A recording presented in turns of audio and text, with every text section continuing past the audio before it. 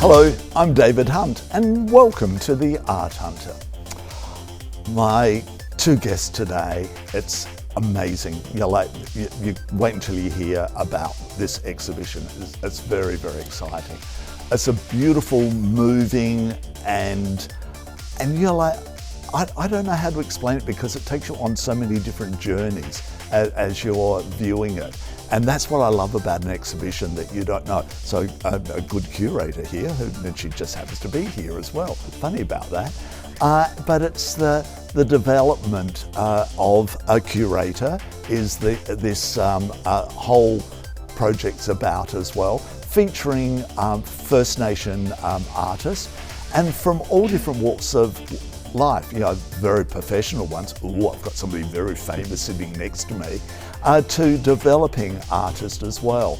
So, it's using science, as our very famous person has used science, which we'll get into that, to using natural products and reeds, which, that's interesting in itself. But also the soundscape, how they've developed the soundscape, and also film and technology. It's a very, very interesting exhibition. It's called Between Waves, and welcome to Jessica. Now they're sharing the same surname, but they don't, because one's got an E on the end. The famous person's got an E on the end. So welcome Jessica Clarke and Maree famous Clarke. Hello and welcome. Hi, thanks. Thanks for inviting us. It's my pleasure. Let's start off with you, Jessica, because you've curated this exhibition. And what a wonderful opportunity for you, because it's part of a special project, isn't it? Yeah, so my role at ACCA, the Australian Centre for Contemporary Art, is a part of the Yalingwa Visual Arts Initiative, which is supported by the Victorian Government in collaboration with Creative Victoria, ACCA and the Tararua Museum of Art. And that really involves three exhibition projects and three curatorial roles that have unfolded over the last 6 years. Yep. And I'm in the position as the third Yalingwa curator, and the role is dedicated to platforming and profiling Southeast contemporary Aboriginal art practice, but also to carve out opportunities and spaces for First Nations curators like myself to be working in such a significant institution like ACCA. Yeah, and what does it mean to you, as a curator, to be in this position, to have this exhibition? It must be pretty exciting for you. Yeah, absolutely. I was absolutely thrilled when I was brought on board to join the ACCA team, and it's been a wonderful opportunity to develop and grow my practice, as well as expand networks and work really closely with artists to produce this fully new commissioned show. Yeah, and congratulations as well, because it's a wonderful exhibition. But the other side of it is that you took me through it the other day, and just the way you were explaining it, the passion you had, the understanding you had from what you were telling me, took me on to another level of understanding what I was seeing. So good on you. Now, this lady sitting next to you, I believe that during COVID you hung out a little bit together. Is that right? Yeah. I shared with David when I took him through that because my family lives in Tasmania. I'm from Tassie originally and grew up in southeast Queensland, which is where my mum and my brother and the rest of my family is. Lockdown was really isolating for me, and halfway through I'd called Maree for something. I can't even remember what that initial phone conversation was, but I called her up and we were talking about lockdown and the difficulties, and worked out that she was within my 5K radius. Yay! And so I walked on over to Maree's, and we spent a lot of time through lockdown working on Maree's projects, but also talking through my projects that I was working on as part of my PhD, which I've just finished as well. So and congratulations on finishing it as well.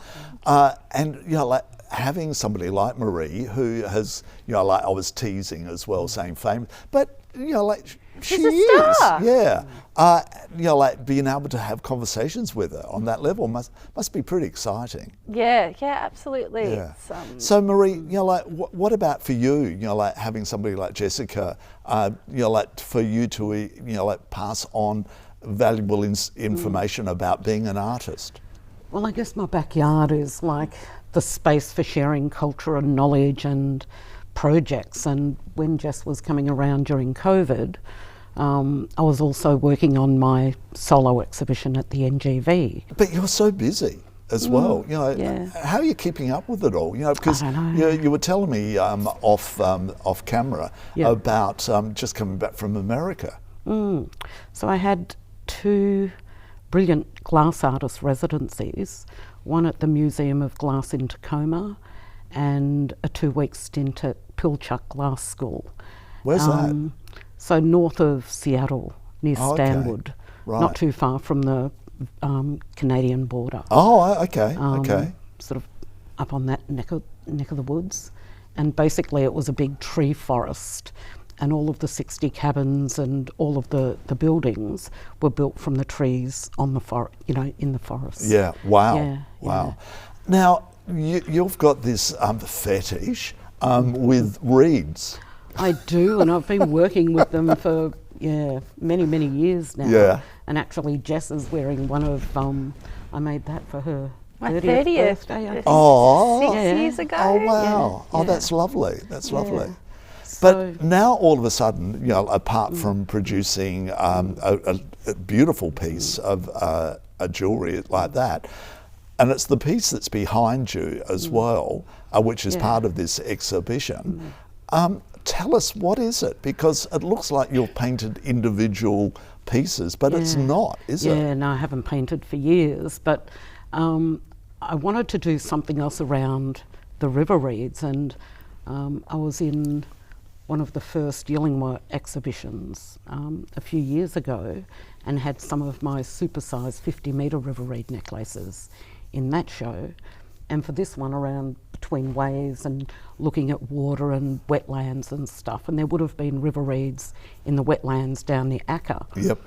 And I wanted to delve deeper into the river reed and what would the microscopic river reed look like. So Jess and I go down to the Maribyrnong, to this little sort of waterway section, and I'm holding Jess's legs while she's leaning over, basically pulling the river reed out from the root with the stems of the river reed, because I didn't have the oomph to pull it out. Yeah, she didn't let me fall in. Yeah.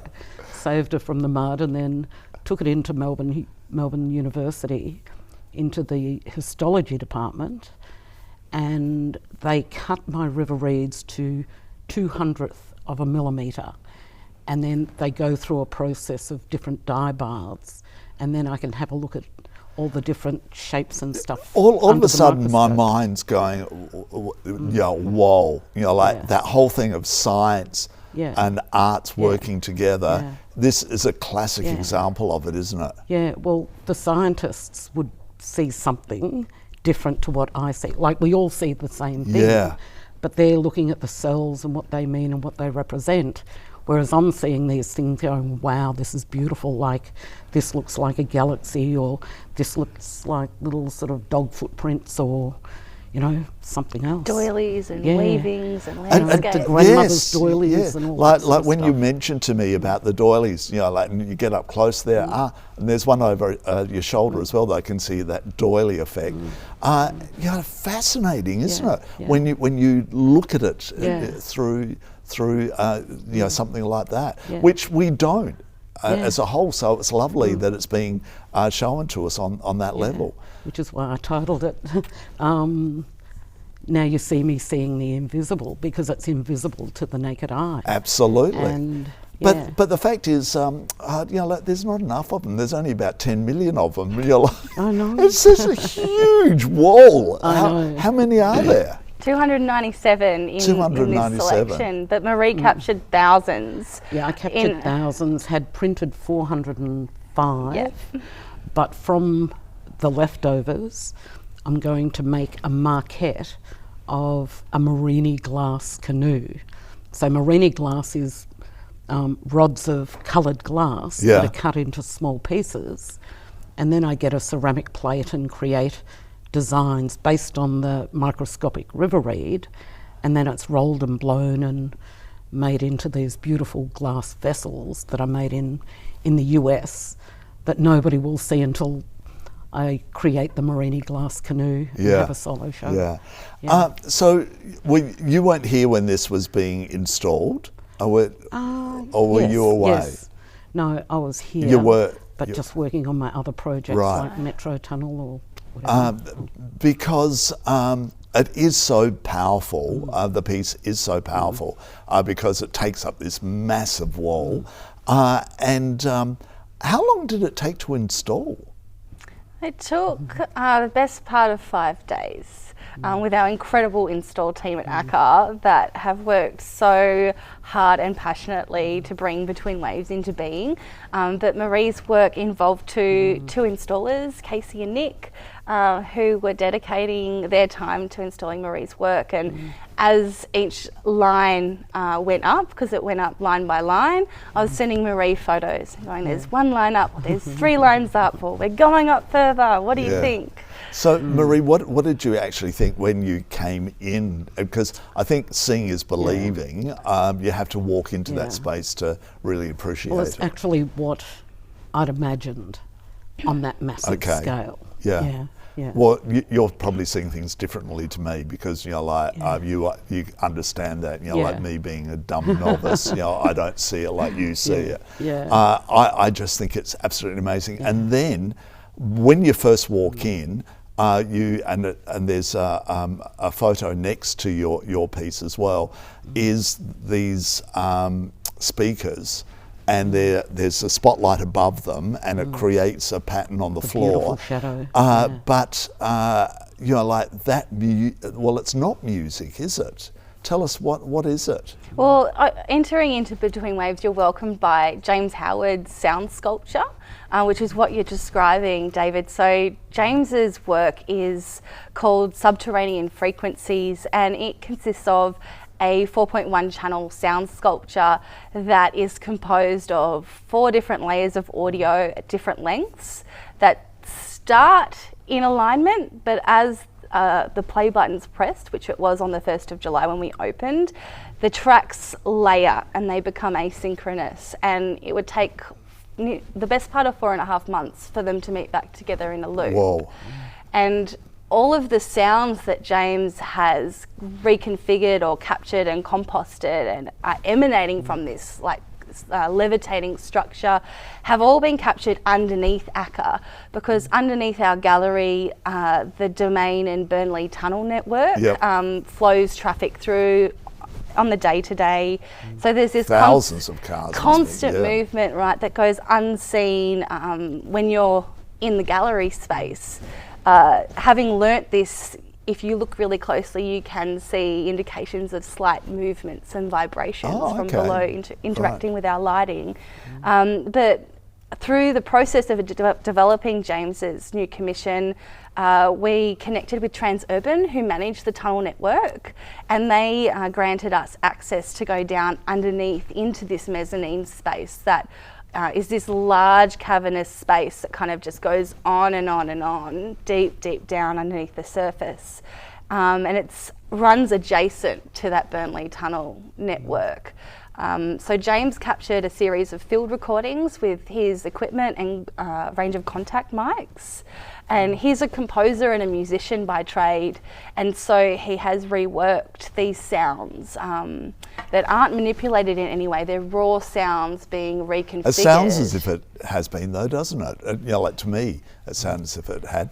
But also, the fact is, Maree, it suits your piece as well, doesn't it? Do you feel that? Absolutely, and the shadows sort of works really well with my work. Yeah. But it just gives this beautiful ambience with looking at your wall and the sound that's being created there. Also in the same room is it's sort of like, are they chairs? Like outdoor chairs, the bleachers? What's going on there? Yeah, so that's a work by an artist, Dean Cross, and his work is titled On Who Goes to the Gallows. It is a sculptural self-portrait that's quite pared back in approach. There's a series of objects that rests atop, centred in on top of these bleachers with a black hoodie ascending above. And the work is really speaking about the memory we ascribe to objects and the meaning, thinking about the things that we collect over time through our life. What about the two bricks? What are they? Well, the two bricks are actually, they derive from the foundations of the hospital in which Dean was born. That's fascinating. And so that building is like a 1960s, 1970s building. Those bricks were handcrafted from clay from Ngunnawal and Ngambri country in Canberra, where Dean was born. And 5 or 6 years ago, Dean witnessed this hospital being demolished. And the intention was that it would implode, but it actually exploded and didn't go quite as planned, apparently. And the demolition features in a previous video work of Dean, but he had collected these foundation bricks and has been holding and carrying them for the years since. And what's sitting on top of it? Sitting on top's a yidaki. Is it his? It's his personal yidaki. It's the first musical instrument Dean learnt to play, and is a representative of his early childhood life and those kind of experiences of finding oneself and working things out as a young kid or teenager in the schoolyard, which the bleachers kind of speak to. They're this object of spectatorship or onlooking, but also quite bizarre in a way, you know, like. But because you think, what's going on there until you work through it. It's all about the memory or meaning being revealed and concealed simultaneously. So there are some things that are quite close to Dean that he holds close, and there's other things that he's really happy, to share. But it is a personal, deeply personal work reflecting on life and loss and navigating the emotions and spaces between those life experiences, and thinking about, in the context of collecting objects, what we leave behind when we pass. Right at the back of that room, which is huge, it's a huge room because it has to be for like the superstars piece, is it three paintings? Seven. Seven. Oh, wow, was there that many, was there? And what are they? They're a series of large-scale ochre paintings by an artist, Matthew Harris. This work's called Consigned to Oblivion, and it's really speaking to the relentless and repetitious historical and ongoing collecting practices by museums and institutions, but also drawing attention to the fact that there are still tens of thousands of Aboriginal ancestral remains that remain in private and public collections around the world. And so therefore the image you see, and it's like recognisable pretty much straight away, it's actually storage boxes, aren't they? Storage shelves. So the canvases are really large. They are actually reflective in size and scale to a standard museum archival shelf. Yeah, and when you get closer, you really see the grain of the ochre and stuff, don't you? The ochre, yeah. So like they depict a series of archival boxes painted in this beautiful layered white ochre that's kind of got this really dark void background that's been rendered with using charcoal, and it's this kind of repetitious depiction to speak to those collecting practices and draw attention to the ongoing inquiry into repatriation. Next room is, I'm not sure how many panels, I think 4 or 5 panels. Well, you describe what they are. Cassie Sullivan is a Palawa artist, and she has produced this beautiful series of prints, these monotypes, that hang suspended. There are 7 of them suspended and hanging, and they each feature this really delicate imprint of tarlatan fabric. And tarlatan is this fabric that Cassie describes as a fabric of care. It's often used as a gauze or for baby swaddles. And Cassie has dragged this swathe of tarlatan across Malakadi and Yunani country in Tasmania. And there's this beautiful relationship unfolding in that process between the fabric and Cassie's body and country. And after it's been through this journey, Cassie's layered the fabric in a soy-based printing ink and overlaid that over the top of these translucent sheets. When you see something like that, Maree, what image did you see there? You know, like compared to my, you know, like dumb approach to it. What do you see as an artist? To see Cassie's work? Yeah. I thought they were absolutely beautiful, yeah. And I sort of know a little bit of the background of Cassie having to come over, and Jess spent a week with her at VCA doing a reprint of the works because they were printed onto the wrong acrylic, and I thought they were beautiful. Yeah. Just really soft and gentle and just like, floating in that space. Absolutely. Yeah. I found them absolutely fascinating. I really did. I liked them a lot. Then you turn around and there's screens and this with messages, but they don't actually connect, do they, those messages?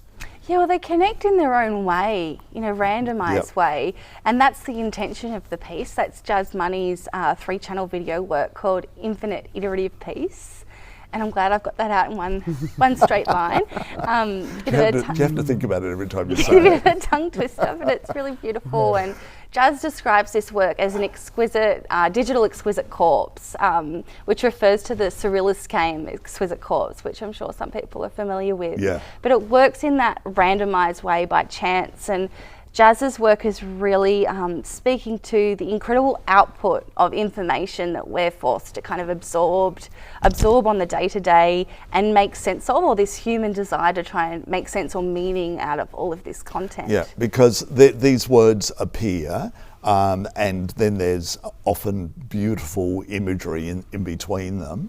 Yeah. And it changes, and it's really lovely, and you become a little bit mesmerised by standing reading it, don't you? And looking at the poetry unfolding and the beautiful ambient soundscape, which was commissioned by E. Fish Paul, produced the beautiful soundscape that's paired with Jazz's work, and the imagery that you see unfolding, the still and moving imagery, is derived from Jazz's travels that she's captured, and the text that's overlaid across each screen changes in a similar way that James Howard's audio piece, that each track is a different length.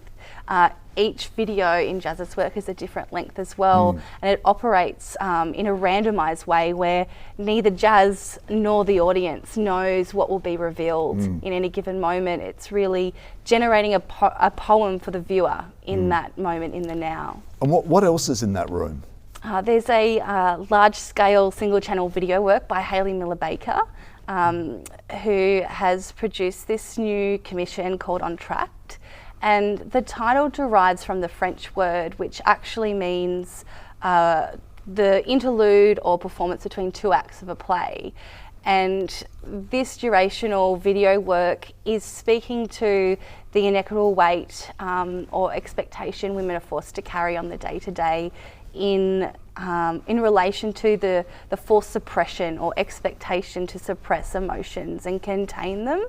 And the video is 11 minutes and 20 seconds that holds this in-between space between an action and a reaction. The moment where you're in this in-between space and trying to formulate how you're going to respond before